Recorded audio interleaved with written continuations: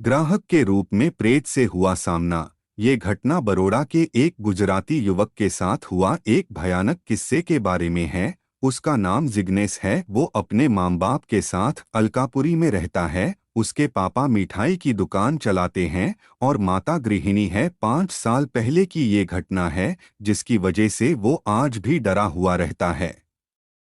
ये पूरी घटना के बारे में वो बताता है।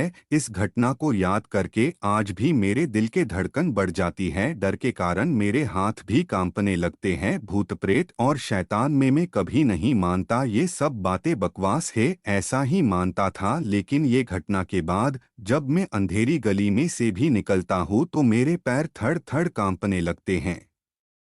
आज मेरी ऐसी हालत हो गई है कि आज तक रात को भी सोने के समय घर की लाइट चालू रखकर सोता हूँ। मेरे पाप बहुत ही कड़क स्वभाव के हैं। 12वीं कक्षा की परीक्षा में खराब परिणाम आने के कारण मेरे पापा का गुस्सा 7वें आसमान पे पहुँच गया। उन्होंने मुझे मार पीट के घर से बाहर निकल दिया। मैं बरोड़ा से राजकोट भाग कर चला आया। वहीं पे मुझे एक दोस्त ने रहने के लिए मदद की।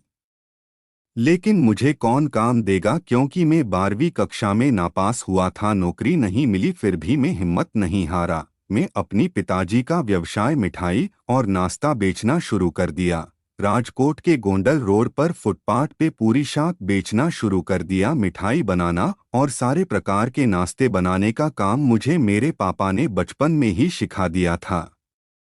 मुझे सब कुछ बनाना आता था, लेकिन पता नहीं कि मेरा धंधा ठीक से चलता नहीं था। पूरे दिन में मांड 2-3 ग्राहक आते थे, इसीलिए मैंने बनाए हुए सारे नाश्ते फेंक देना पड़ता था।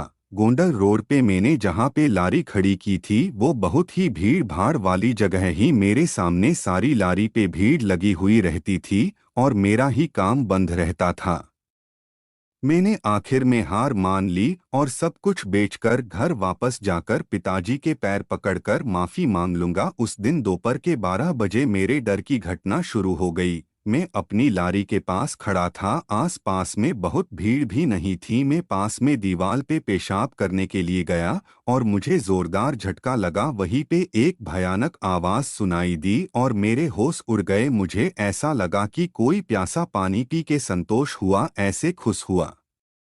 थोड़ी देर में देखा कि मेरी लारी के आसपास भीड़ जमा होने लगी और मैं जमीन पे गिर गया। जब मैंने देखा कि मेरी लारी के पास एक ग्राहक खड़ा था, मैं खड़ा होके उस ग्राहक ले साथ बात करने लगा। वो आदमी अजीबो गरीब लगता था। उसने मुझे कहा कि तुम्हारे पास जो भी खाने का नाश्ता है वो सब मुझे पैक करके दे दे। सामान पैक करने से पहले उसने मुझे पैसे भी दे दिए। मेरी खुशी का कोई ठिकाना ही नहीं रहा। उस आदमी ने मेरी सारी मिठाई नाश्ता सब कुछ खरीद लिया और मुझे ज्यादा पैसा भी दिया। इसलिए मेरी हिम्मत भी बढ़ गई और मैंने वडोदरा वापस जाना टाल दिया। वो आदमी हर रोज आता और मेरी सारी मिठाई और नाश्ता खरीद लेता। एक बार मैं बाहर घूमने गया और उस दिन लारी निकली नहीं थी। दूसरे दिन लारी लेके मैं काम पे पहुंचा तो वो आदमी मेरी सामने आके खड़ा हो गया और गुस्से से लाल होके मेरे सामने घूरने लगा।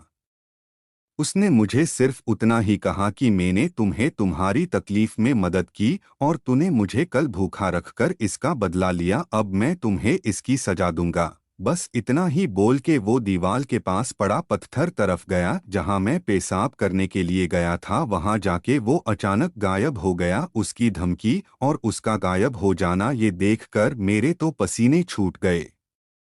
उसी क्षण मैं लारी वहीं पे रखकर राजकोट की टिकट लिए बिना वडोदरा चला आया। पिताजी से माफी भी मांग ली। अब तो राजकोट शहर की बात तो दूर, उसका नक्शा भी देखना नहीं चाहता। अब तो हर समय एक ही डर सताता है कि वो रहस्यमय प्रेत इंसान मेरे साथ कैसा बदला लेगा।